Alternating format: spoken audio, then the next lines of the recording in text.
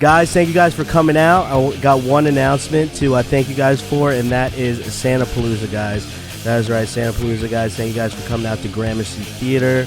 Thank you for rocking out the hats, and thank you for seeing the Warped Tour band at Gramercy. It was a hell of a time to hear the pop punk jams, the old school pop punk jams, and thank you GKM again with the release of their new song, Daydreaming. Wearing the Warped Tour band shirt now, but we're moving on.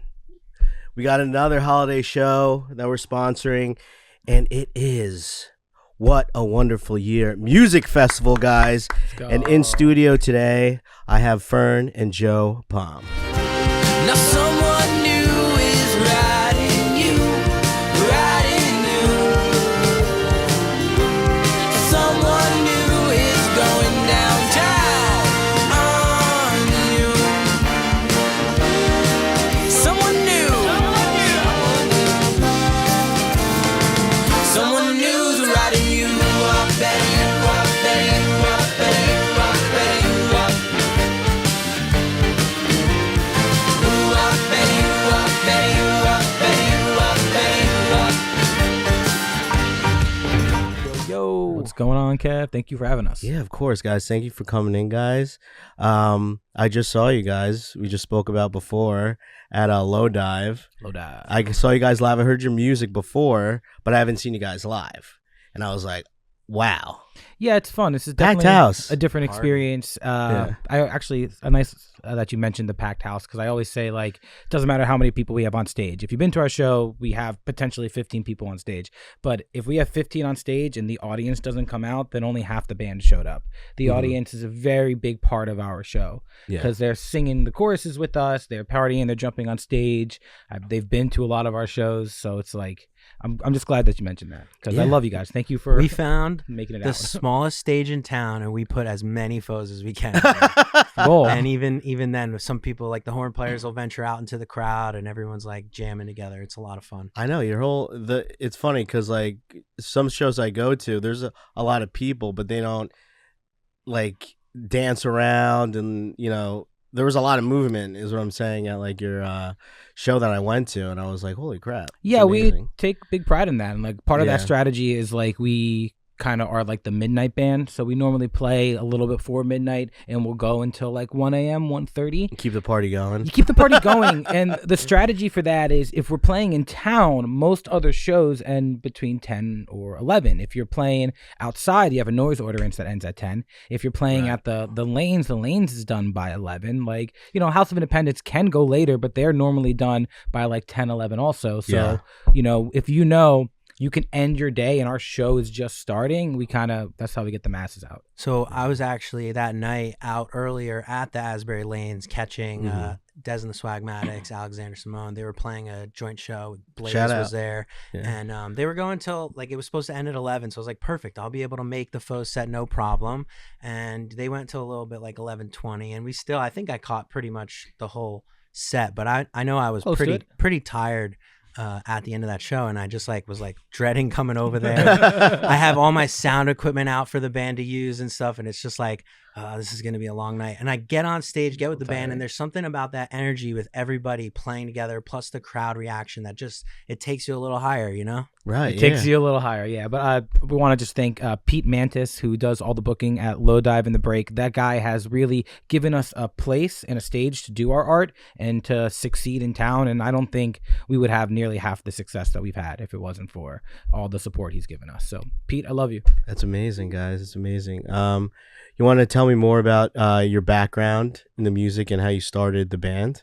Yeah. Okay, so Foes of Fern is a project that I don't want to say I created, because my buddy Palm was there for every step of the way. It was Fern's solo project for a long time. It was a solo project because I was in a bunch of bands when I was younger, and like 3 or 4 of them that I loved, we would tour. I really enjoyed the music, and the moment 1 or 2 people from the original project had to step away, the band would kind of break up, and the music would be gone forever, and that kind of like art. So I wanted a project where no matter what happened, as long as I was into it, I would make it work. And luckily, I've had Palm to kind of push me and help me make it happen throughout the years. Would not have been able to do it on my own, but I'm really grateful to have that project now. Like, if I want to play a show, I say yes, and then I see who's available.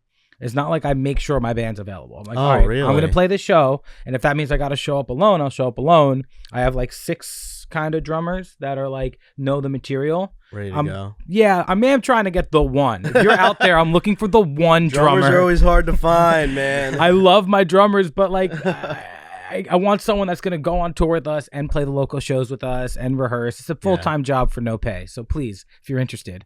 Well, I don't want to say that. I love my guys. But I got a bunch of drummers that I call up, and then I have I really have 1 bass player. And then I have 4 horn players, 4 backup singers, 2 keyboard players, and I just kind of build the band from that kind of deal. And percussion players and all that. Yeah, it started just out of the studio where we were just dreaming up as much of like an orchestra that we could sort of build out behind Fern, because he studied sort of arranging at Berkeley. And we just wanted to like really showcase our skills both in the studio, being able to just like cook up anything. We were kind of experimenting, recording different instruments for the first time. I remember Fern brought like a steel drum to the studio, an accordion, like all these just different instruments to get on that first album. And now that we have had the band sort of established, the players are now just like the repeat offenders, and that's what the album 2 has sort of been about, and kind of everyone's honing their lane a little bit. It's defined now.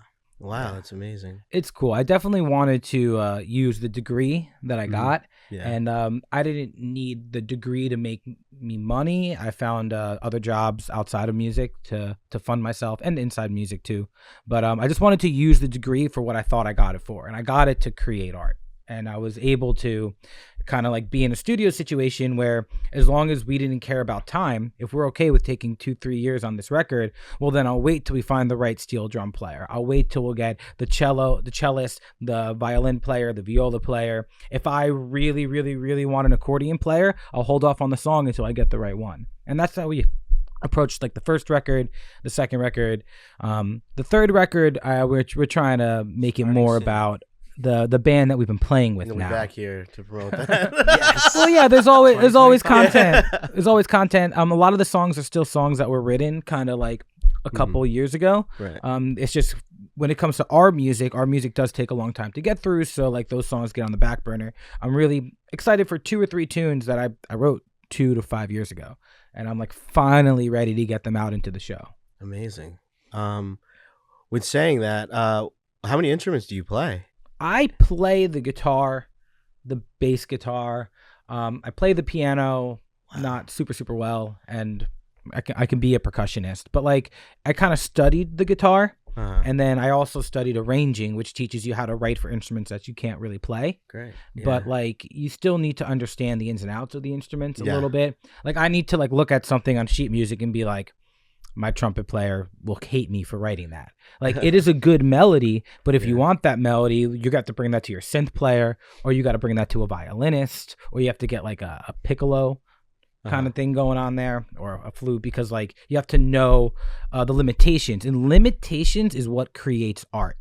When you have endless possibilities, you're not creating art, because like what's happening is you have every option out there. You have to like put yourself not in a box, but like understanding that this is what this thing can do, and how do I create the goal that I want? Is it inside this thing, or do I have to go outside that thing? And that's when you start branching out and kind of like putting a bow on everything. Wow. So do you start with guitar when you start writing? I normally start with acoustic guitar or piano. And yeah, like normally like some kind of vocal line will come to me, and then it's just like I'm a freaking, I don't even know what the word is, but I'm not in the world anymore. Like, I'm hanging out with you guys, and you guys are talking, and I'm in my head. I'm just like zoned out, like looking out for like rhyme patterns, and like feeling like, okay, if I want to change this lyric and that lyric, and then I'm just texting myself like all the lyrics that I'm writing. Yeah. And like, if you look at my text thread, it's just like the same 2 verses 10 different ways with like 1 or 2 words different. And then like a month later, I'll like come back to reality. I'm like, oh, okay, the song's done. Yeah, we'll be like mid convo, and he'll just start be like writing out song lyrics and just totally be off in that world. Gone. Really? Gone. Yeah, I'll be walking around with people and people are talking to me because like there's a thing where I don't know how other people do it, but for me there's like this like inside intrinsic kind of feeling, and I'm like, yo, this is a feeling, this is a thing, and if I can like hone on to it, I can get to it, but the memory process is the hardest. Yeah. So like in my quick ADHD brain, I gotta like pull out the phone to like record myself humming something or text it real quick, or else it's gone. And it's like when you're creating something, it doesn't matter what art form is. There's like a feeling that you get that it's good. Like, I know this is good. You gotta trust yourself. I don't know what is good about it, but like I can say the same exact words with the same chords and it doesn't feel good. And it's like, why does this now not feel good? Well, maybe my emphasis is on the wrong word, or like maybe I forgot just like 2 little things in the rhythm and it just ruined everything. And then I can't get back to it. I'm like like digging for bones. It's like, I saw these bones before. Where are they? Yeah. So I need to just like disconnect from society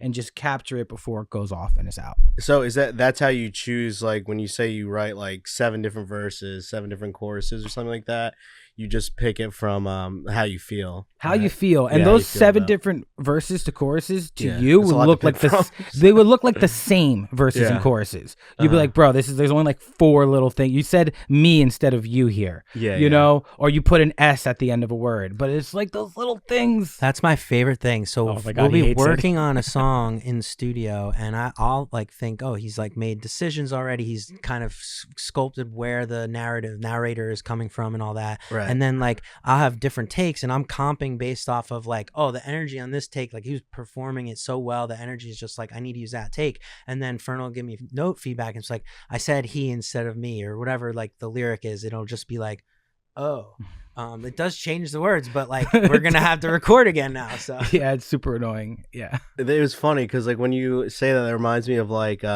post I saw on like Blink-182. You guys listen to them? Yeah, I've heard them. Yeah. How like when Tom like enunciates like certain like words, it's gonna sound better if it sounds like this. I mean, obviously he has like a unique distinct voice, but they change it and it really catches with the crowd because, you know, obviously like it's a huge like social media pick when they make Tom's voice like, where are you? Where are you? That's where are you? It's iconic now. Like he took a where are you, but he just turned it into like this like super powerful thing. It's great. It'd be different if he was like, where are you?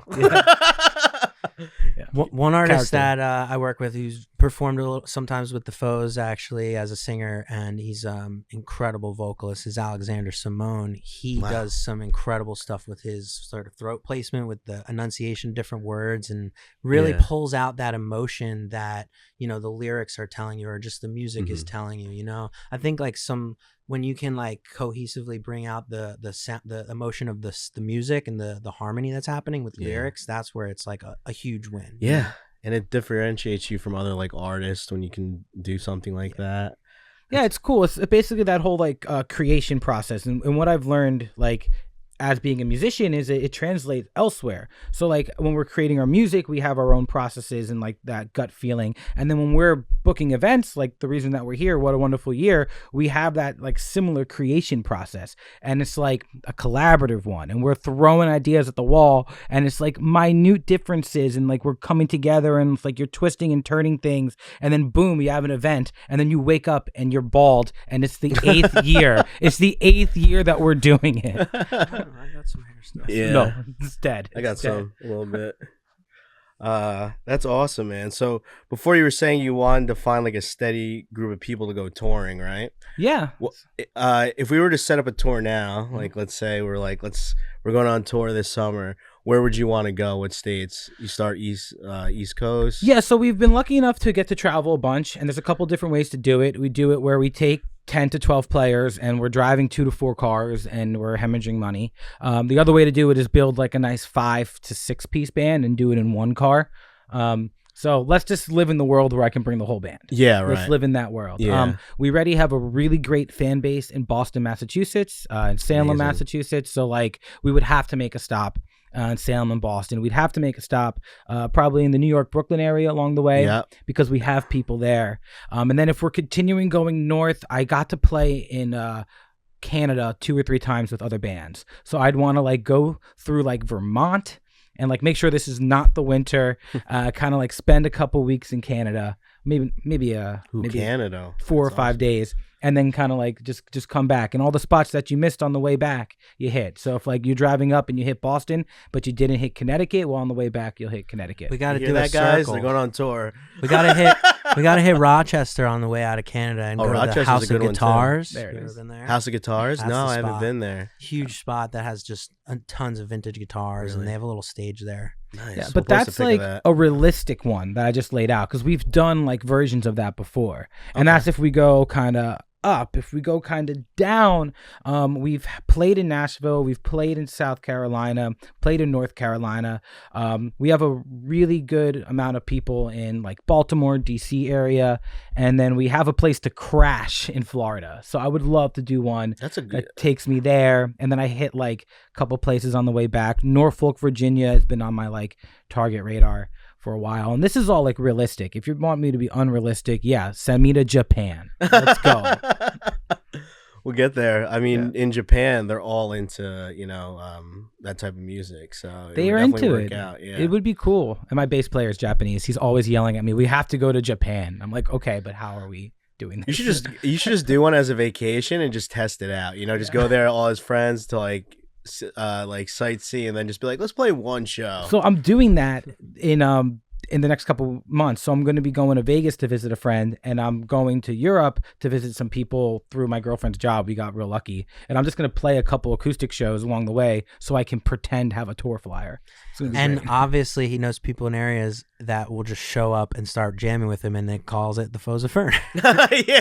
Well, that's a really good point. If I Or go someone to will fly out and just follow him from Asbury. my old roommate in Like the Chris Carra. my old roommate from college is a fantastic saxophone player who was on my first record. He lives in Norway. So like I was messaging him, Wow. like, bro, like meet me in London, play a gig, let's He go. was in Norway's Got Talent. We got him Oh, on the first He really? was album. in Norway's got fantastic saxophone player. You gotta find that on YouTube. And post Magnus that now. Magnus Bakken. Love you, man. We were roommates, and he's a great saxophone player. And if I make it to London, I am dragging your ass. He already from got Norway to go to to- London with you one time. I didn't get to go that time. That's a good point. We did got back in like the old days when we were like 22. We got to record and perform in England, which was awesome. That's actually like amazing that it starts with you, and then because you could always play wherever you want. Anywhere I want to go. If I was going on vacation, I'd be like, I'm gonna book one show, I would say, and just be like, let me test the waters here, and if they like it, you already know, like, I could set up a tour here. Done. And then Like, you have a to show come flyer. here. Everyone thinks you're on tour. It's all about Yeah. what's the word I want? Perception. It's all about perception. Yeah. There was a Happy Monday show a couple weeks ago that it said just Fern, and I was like, there's no way it's just going to be Fern. Like It was. someone else That's is a going to little show solo set. up, Yeah. but it Yeah. didn't say Foes of. So, that's how you knew it was just solo. The Fern. solo sets are fun too, but this is a little bit of a tangent. I'm losing my voice currently, so I'm taking vocal lessons from Des and the Swagmatics. Thank you for saving my voice. So I currently have like 2 or 3 backup vocalists, and if you notice, I'm barely singing at the shows now. Like they are doing all the heavy lifting on the singing because I can't hit the notes anymore. So the solo shows aren't working as well. Yeah, that's amazing. Wow. Yeah, but you don't stop. You just keep on going. Just It's keep like going, yeah. there's limitations in art. I can't Yeah. sing anymore. Other people can sing. Make it happen. Yeah. You got to stay with the grind, you know. Just keep on going. All right. What about you, Joe Palm? What instruments are you well versed in? Mainly these days, it's just the cowbell. Cowbell, I don't know if you yes. caught a little of the Foes set, but I was giving out a few cowbells as well to kind of amp up the crowd. Everyone I loves think it. I remember someone coming up to you at Low Dive and like talking about that cow. I remember last year you brought out the cowbell at What a Wonderful Yeah, Year. wowie. So Okay, I remember now. Nice. yeah, gotta have more cowbell. Always, Yeah, but, always more cowbell. Dude. Play a little acoustic guitar and learning more about the keyboards as it relates to production. It's always like a very important Amazing. centerpiece around that and whatnot. Amazing. Sing harmonies with the Foes as well. So When I sing, Awesome. you sing harmonies. Yeah. All right, let's get into Wowie. What a Wonderful Year Music Festival. Can you guys tell me how it came about, or tell everyone how it came about that's watching? well, I guess it was 2016 or 17 when Fern was in the band The Burns, and with Joey Henderson, they sort of created the idea to have 2 nights at the Wonder Bar. It was really just, let's have a show with all our friends, but we have so many friends, so we're going to have to do 2 nights, and we'll headline both nights. And that was like the initial First 2 idea. years, yeah. It was like kind of the small pocket of the community. And the following year, Telegraph Hill Records, and then through Asbury Park Music Foundation, Jim Lenskold, we kind of got involved more in figuring out ways to expand the reach of that and kind of embrace the whole community. And we just kept building upon it year after year with different, community partners and whatnot, and really making sure the lineup is super diverse and inclusive with people that are, crushing it in Asbury, but also people that maybe aren't getting the spotlight that they deserve in Asbury. So it's like a mix of both. That sort of balance is always the fun part of the spotlight show. is a really big part of it. Like, we have this relationship now, and you're gonna interview 5 or 6 other artists that are a part of the event. Like, we want to do a 2-day event. We want to showcase a lot of different people, celebrate what happened in the year, what a wonderful year, but then also like give them some things to help them out in 2025. Now they're gonna have a podcast thing. We did a photo shoot with them. We're gonna have their sets recorded on video and audio as well. So it's like, hey, you're doing great. Boom, keep on crushing it. That's like the idea with the show now. But when we were younger, it was just a 2-day party. So the Burns, my old band, the Burns, would be able to headline both nights. Yeah. Yeah. I mean, I started going last year, and wow, what a time, guys. Seriously. Thanks. You guys have 2 stages running. So, like, when the other band's done, you have the other performer coming up, and it's just nonstop. Yeah, and it's so much fun. It's a music festival. Yeah. It's not what you wouldn't think a music festival inside a bar, but we've kind of created that and brought it inside. You use what you have. Limitations create art. We have the Wonder Bar. We want a music festival. Let's go. Yeah, we've had them slowly expand the size of that side stage every year. Oh, so really? Just, make it more of a it's like a foot every time. Yeah, pretty much. It's always a fight. It's like, I can't get to the bathroom anymore, guys. I can't walk in between. The biggest addition was last year. We had a platform about the size and height of this table that was for in the back for the camera and stuff. So we're really trying to make it a big production, and it's a video shoot as well as it's a live performance. Yeah, it's a show and a shoot. It's like, that's a big part of it. Like, you get the feeling like you're on set. We have hosts this year. We have 2 hosts for each night. You're going to be interviewing one of them, actually, and it's like they're interviewing the I'm going to say not contestants. They're interviewing the musicians, and they're introducing the music to just make it feel, a little bit more important. Okay, great. That's amazing. Yeah. So when is that festival again, guys, for everyone watching? December 27th and 28th at the Wonder Bar in Asbury Park, 7 o'clock till 12:30 at night. On December 27th, also, we're kicking things off early at 4 p.m. at the Berkeley Hotel across the street for our What a Wonderful Cheer event, which sort of celebrates the nonprofits that we've selected this year to be beneficiaries from like our proceeds if we actually sell tickets. That's amazing. Yes, buy your tickets now. And where please. can they buy those tickets, guys? The Stone Pony box office. I would prefer you to go there, but if not, you can go to the Wonder Bar website. Through Ticketmaster online. Through our Big Brother Ticketmaster. Yes. Search What a Wonderful Year, and you can get 2-day tickets as well as single-day passes if you're only interested in coming for half the action. But who wants that? Yeah, you got to come 2 days. We do have the 2-day tickets available, which is good. Well, we've sold more 2-day tickets than single-day tickets right now, which is awesome for us. That's the goal. We want people there both nights and chilling and having a good time with it. And like it's basically billed as Asbury Park's annual after party. So the local community comes out. It's winter. There's not many people coming down, but we do have outside audiences that are looking to come to town for the night. And one of the cool things this year is we've got, through the partnership with the Berkeley Hotel, we got a hotel discount, which is pretty sick if you're looking to like make a weekend out of it, Oh yeah, I saw that.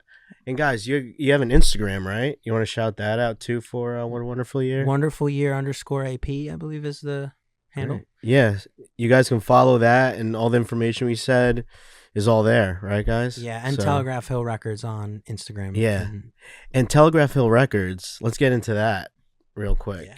So how does that whole operation run, and everything with Wowie and also outside of that? Yeah, so as the label, we kind of work with a few different artists in the studio, honing in on some bigger projects, trying to make an impact with them. But through the shows, we're able to sort of expand our footprint and really like shine a little bit more light on different artists that we aren't able to get into the studios. It's, scheduling and all that. So basically, we're just trying to represent Asbury Park through that brand and get more people globally to understand, like, this is a hotbed in this town of music, and you got to pay attention. So between, this core offering of artists that right now, Foes of Fern, Des and the Swagmatics, Jared Clemens, Alexander Simone, like, these are sort of big albums that have been working on for quite some time now, and we just released Jared Clemens' solo album, and he'll be performing at What a Wonderful Year, showing off some of these new songs. He's going to play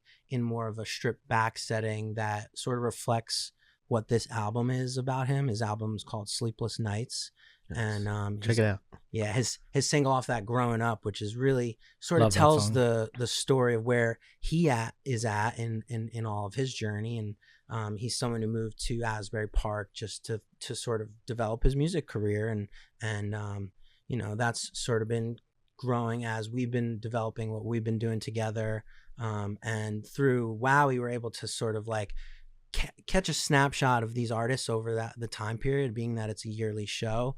For specific to Jared, I have a few now performances of him over the years, really developing, and you can see the different players he's had over the years, and what the project has sort of shaped up, and it's fun to like look back on and just see the history of this town through. Is he like one of the younger persons that you're working with?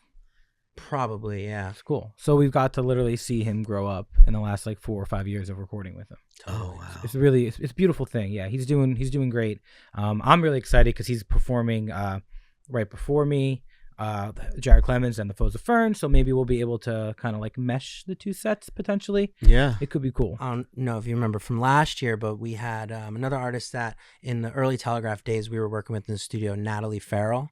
She performed right before Foes, and being that Fern is involved in her music a lot, we sort of were able to create this experience where Natalie performed on the side stage some of her more poppy tracks to backing tracks, and then slowly, as the Foes of Fern were ready, just started to join in on the jams and play, and Natalie just sort of walked over to the main stage, and she was all of a sudden performing on the main stage. So we're hoping to recreate some of that magic again with this show every year. It's just fun. And like what Palm was saying, it's like we have like 4 artists that we're working very, very, very closely with. There are some other artists that we're working with in the recording studio also that we're really excited about. And then on top of that, there's just a lot of people that we wish we could support, and being able to do our annual events is a way to give them the support. Like I was saying before, podcasts, photographs, video, audio. It's just a way to be like, hey, here's some weapons in your arsenal to like help you have a good 2025. And on top of that, we do other annual events as well, which we think help shine lights on people. That's a big part. We're trying to shine light on music, but also not just music. We do try to shine light on a whole bunch of different art forms. That's great, man. Yeah, exposing the talent. It's just like kind of like when you're in a local arts community, you normally start with music. And everyone's like music, because it's like just something that like you can go out and like really just be a part of and enjoy. But after music, you start to see like there's a lot of poetry shows that happen, and then a lot of like comedy shows that happen, and then there's like art shows where people are just like drawing. And now like in town we have like a nice comic book community. People are making their own original comic books. Shout out Andrew Shrippa, Mushroom World Comics. And then on top of that, you get like dancers. There's people that are dancing every Tuesday doing salsa. We have lovely lioness pole dancing, Creatures of Chrome. There's just so many other art forms that once music has a place to live, like all these other ones kind of like just like explode from too. And that's what I'm more excited for the future, is creating all these events that celebrate a whole bunch of different art forms. So it's like more inclusive, and it's just better experience as an audience member. If I go to a show and I don't know what I'm going to see, sometimes that's more interesting. Yeah, and I'm excited to see it, man. Cool. I'm excited for What a Wonderful Year Festival. Do you guys have anything to promote? Any shows coming up for a foot? Just What a Wonderful Year right now. I think with all the projects that we're involved in, really trying to zoom back and look at 2025 as like a launching pad for the future, and what that looks like, not just kind of keep trekking down the same path, because everything's changing every day. There's new technologies, new ways of doing things that we kind of have to just keep adapting. You gotta innovate the roadmap, follow the trends, you know. Unfortunately. Yeah. Unfortunately. Yeah. With All the algorithm. With Wowie, we have a couple like kind of like pre-events going. Joe mentioned one at the Berkeley. What a Wonderful Cheer. We're doing an event at Wild Air Brewery that we're calling the Asbury Park Social Media Awards. If you'd like to submit your content, you can. We're doing an event at the Asbury Park Brewery called Brewskis with the Brats, which is just a variety show. So there'll be some cooking presentations. There'll be some music, dance, photography, all that kind of stuff. There's an event we're doing tonight, which you're going to miss, at Over the Moon. And then we're working on a reality TV show called Last Foe Standing. You'll be able to watch season 2 in March, and you'll be able to attend season 4 in September. You heard it here first, guys. The reality show. We got to actually get you back on here to talk about that. Would love to. Once it hits the road, and then you have the new album also. Tons of new out, albums. right? Yeah. Amazing. Guys, thank you for coming in. Fern, Joe Palm. Thank you for having us, man. Yeah. We will see you at What a Wonderful Year Festival, guys. Get your Thank you guys tickets. so much. Thank you, Joe. Adios.